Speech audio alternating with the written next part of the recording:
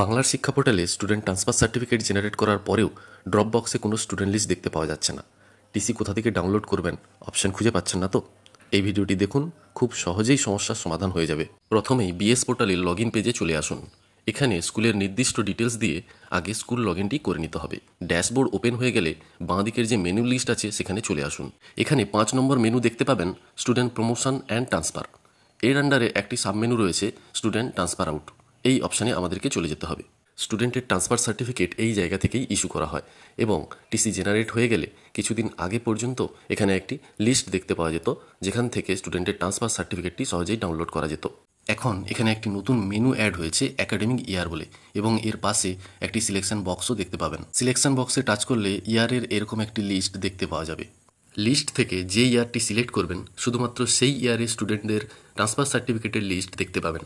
একসাথে সমস্ত ইয়ারের স্টুডেন্টদের টিসি লিস্ট দেখতে হলে এবং ডাউনলোড করতে হলে নিচের অল অপশানটি সিলেক্ট করতে হবে। ট্রান্সফার সার্টিফিকেট ইস্যু করার পর টিসি কোথা থেকে ডাউনলোড করবেন যারা খুঁজে পাচ্ছেন না, তাদের কাছে আশা করি এই ভিডিওটি খুবই হেল্পফুল হবে।